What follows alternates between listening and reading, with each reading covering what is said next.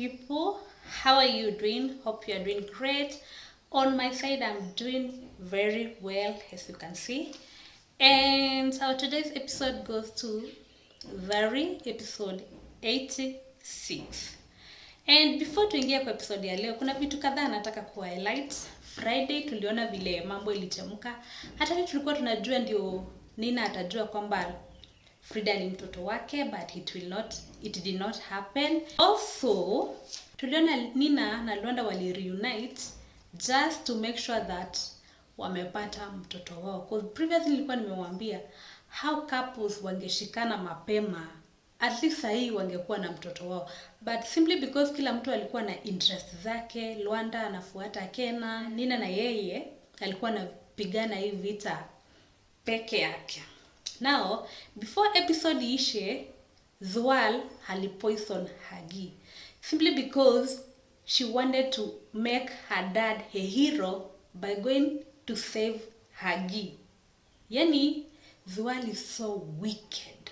Yani, Zwal ni mnyama. As in, how can you do such a thing to an old lady? Ati juu alikuwa na madawa za akimpea hiyo dawa ya kuongeza palpitation, kuna ingine atampea ya kucounter the same, and things went wrong. Mpaka wakaita ambulance simply because they didn't want to lose money. Not that walikuwa wanataka kusave Hagi, no.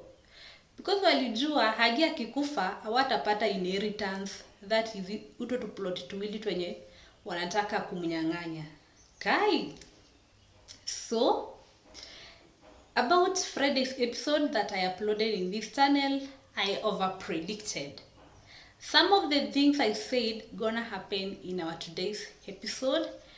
For one, Luanda and Nina wataenda pale kwa Susan na Lola just to inquire about the kaleta yenye iliyekuwa hapo chini. Ikasemekana Susan na Lola, they are not trustworthy people. They have been hiding the truth from Nina for 5 years. Kenan's court hearing is today.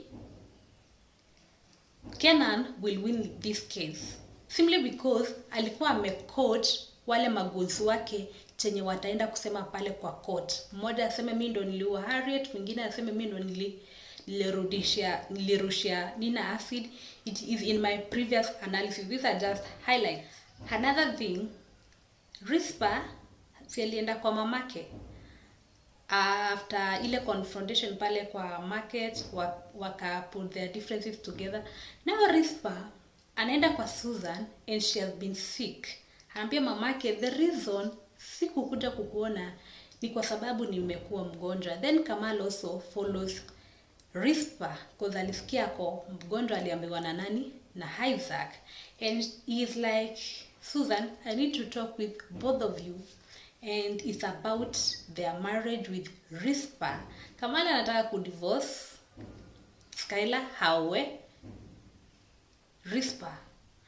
And again ingia box simply because say she's broke and she want the best for her daughter. Like now Kamala akona mapesa because aliwaambia akona doni naweza wahamisha hapa ni wapeleke in a good place, so allow me to marry a daughter. And Susan was like, you know what boy, just go divorce your wife first and come back. Uniambia hizo vitu nataka kuniambia. Back to episode 86. After Kamal kupromise that ataenda a divorce Skylar, si Kamal alijibeba ye mwenyewe akaenda mpaka mansion. Akapata Skylar ametulia tu kwa court tu vizuri, ana stress, ana pressure. Kamwambia, guess what baby girl, I think it's over between me and you, and I have made my decision and my decision is final. What? Unakumbuka the previous episode wakati Kamala alikuwa neglect Skylar. Skylar was almost going crazy. She was mad. She was depressed. This girl was going through a lot juu ya madhara yenye alikuwa anaonyeshwa na Kamal. And now Kamal amekuja akagongolea msumari moto kwenye kidonda. Mamake alijaribu kuintervene but hakuna kitu ilifanyika. alikuwa ashaamua anataka Rispa, na alikuwa ashaambia Susan ana divorce Skyla ndo aende kwa nani, kwa Rispa. So guess what, anaachanisha Skyla hapo, anaenda. Mama Kamal na yeye anaona sasa hapa kumeharibika. Huyu kijana ashaamua ana divorce huyu msichana. Na the reason niko kwa hii mansion ni juu Skyla ameolewa na kijana yangu. So I cannot continue stay in this mansion. So she does what? Pia yeye anajitoa. Anaambia Skyla, bye bye, but you are still my daughter. I love you. Skyla anaachwa hapo akiwa heartbroken. Kumbuka mamake ako wapi? Mamake ako kotini kusikiza kesi ya nani? Ya Kenan. Now, Skyla kichwa inachemuka. Anaharibu vitu kwa hiyo nyumba. Anakuwa violent. Si Linda akiwa pale courthouse, anapigiwa simu na Lily. Anaambiwa, madam, you know what? Kumeharibika. Ni kubaya. Kuja. Just come and take this girl to the hospital because vile kuko ni kubaya. So Linda si anakuja, anapata yes, this is Skyla. Mambo si mazuri. Nyumba inakaa garage because vitu zimevunjwa kila mahali. So anajaribu kumbembeleza. Linda anayekwa slap. Skyla amekuwa weird, amekuwa ni kama mtu ako obsessed. Unaonanga wale watu wanaombea huko church wanaanguka, wanazunguka, like she's like an obsessed girl. Wanajaribu kumbembeleza. Linda anarushwa na anguko huko chini. Then she said that she wants to kill herself. Anasema anataka kujiua. So inabidi Linda amshike na nguvu. Then anaita madaktari, wanampeleka hospitali. That is mental hospital. Remember, this is the same thing that happened to Linda. Linda amepitia chenye Skyla sasa anapitia. Like in this series, it's like daughters wako na the same fate na their mothers. Look at Nina and her mother Harriet. They're going through the same fate. Look at Linda and the daughter. They're going through the same thing. Greg aliacha Linda, akaendea Sheila, a very young girl. And that, hiyo kitu ikauma Linda sana mpaka akaenda mental hospital. The same thing is happening to Skyla. A very innocent girl. A very cool girl. Na yes, Skyla hata sijui mbona anashinda kujiforsia kwa huyu kijana. Because you cannot do this to yourself because of a man. To an extent you want to commit suicide. Na huyo mwanaume anakucheza mbaya. Hata akupendi. Na hajai kupenda. Mpaka kuna siku ashaimuuliza Skyla, mimi nishaikuambia nakupenda. Yani imagine you are a man, the person you call your husband asking you like, ushaisikia mimi nikikwambia nakupenda? And you don't learn from that. So Sky anaenda mental hospital. Kamal anaenda kwa Rispa. Susan aliambia Lola hiyo story ya Rispa na Kamal kutaka kuoana. And Lola was against the idea of Rispa and Kamal getting married, knowing that Skyla is married to Kamal. And Susan was very stubborn. Wali argue sana because Lola was like, no, this is not the right thing to do. And Susan was like, I want the best for my daughter. I don't want her to suffer. Nataka kae life poa. As long as Kamal anampenda, mimi sina shida. After all, huyu Linda ametunyang'anya kila kitu yetu. Sasa hatuna anything. Taxi zote alienda nazo. Pesa zote alienda nazo.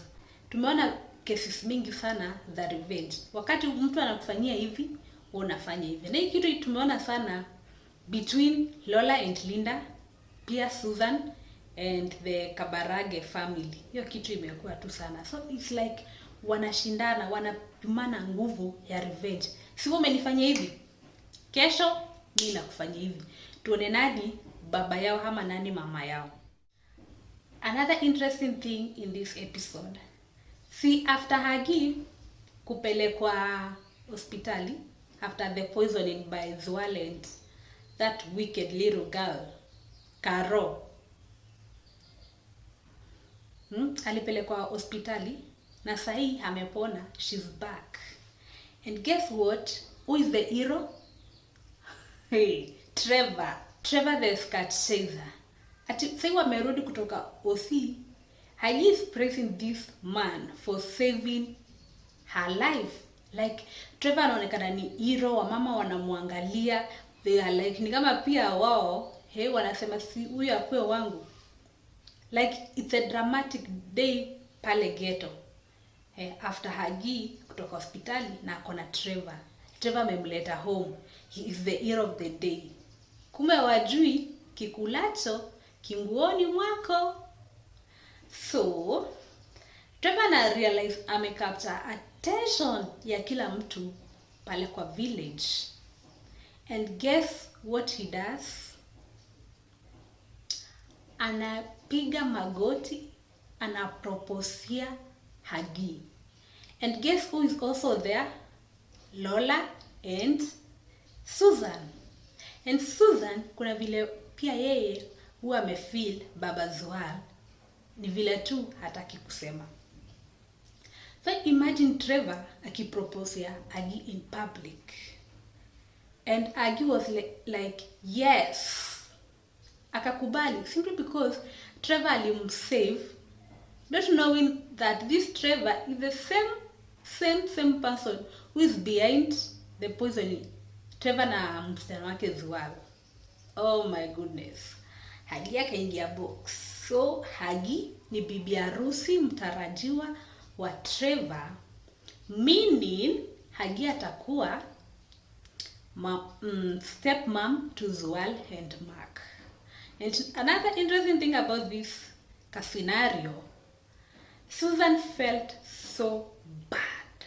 Susan aliumwa, akashikwa na kiwaru, akaatanisha Lola hapo akaenda zake. Like she was mad. Like Trevor anaweza proposia Hagi aje, mean that they are going to get married. Na mimi nilikuwa nafikiria pia naweza kuwa nimeangukia mzae. But guess what? Hivyo ndio kulienda. Now, after the court hearing, Nina hakuenda pale kwa nyumba yake.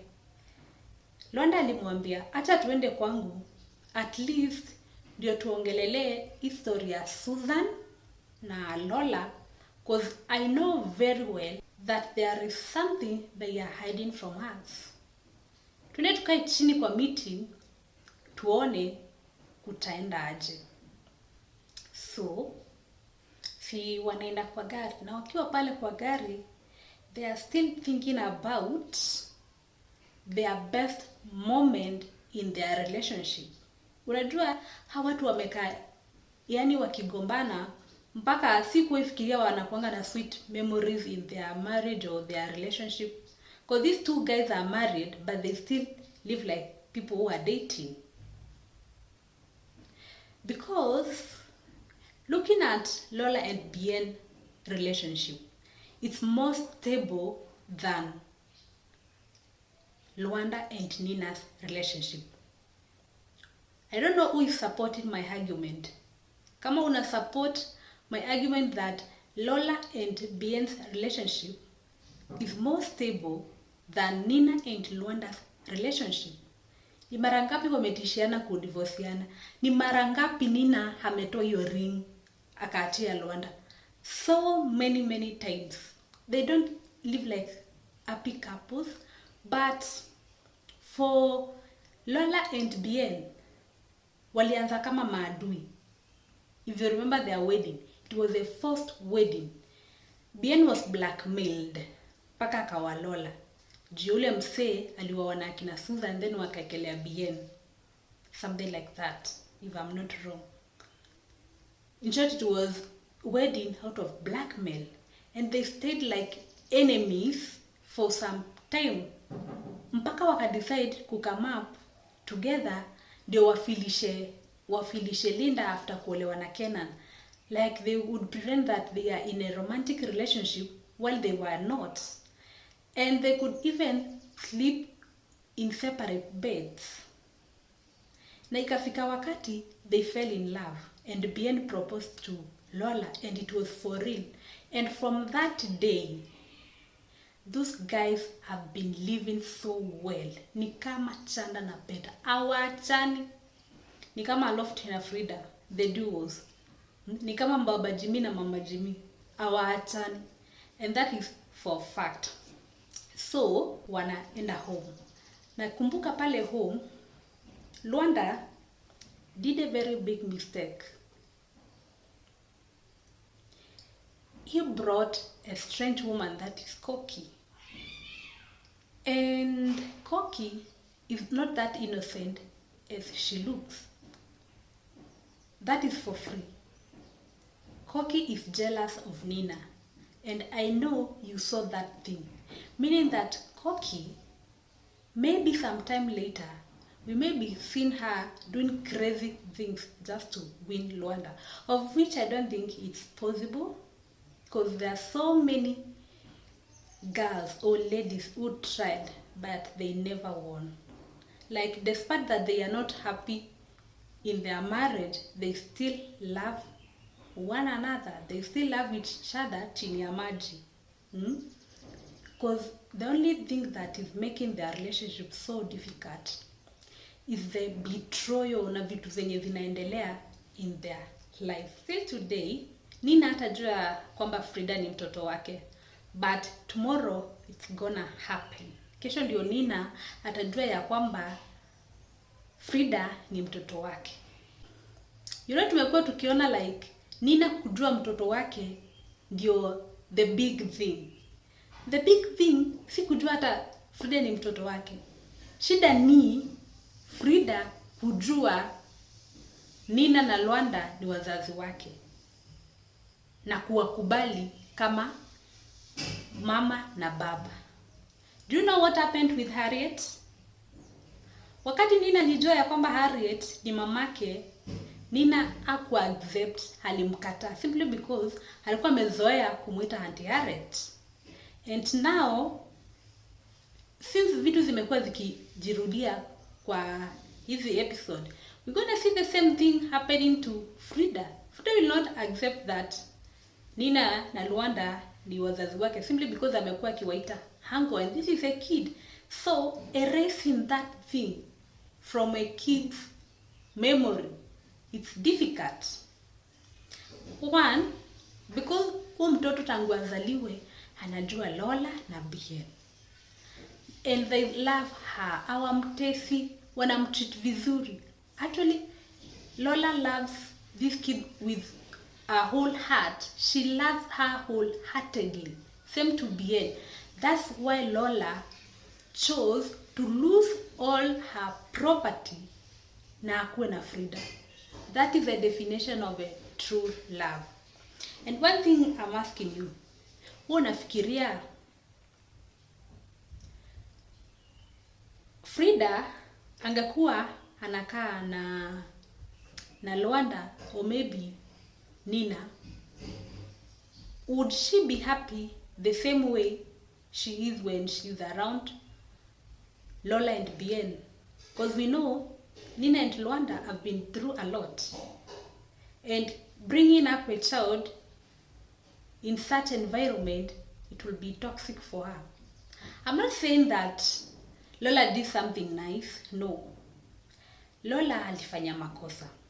Angekuwa ni sister mzuri, hata Nina akiwa pale prison, angemwambia tu kweli, you know what sis, mimi ndo nilichukua mtoto wako Claudia, na mimi ndio namlea for now.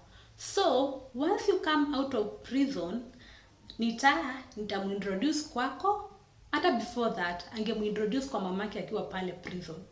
Na pia angetafuta Luanda after kurecover, or maybe time alikuwa pale hospitali, angekuwa hata naenda na mtoto anamuona. That could have been better. But now, Lola, mwizi wa maisha, mwizi wa life ya wenyewe, she cannot stop. It's in her blood. She inherited it from her late mother, Frida. So my good people, that marks the end of our today's video. Let's meet again tomorrow nikiwaletea story ya vile Nina alijua kuhusu mtoto wake Frida and how she reacted. So guys, bye for now and let's meet again in the next video.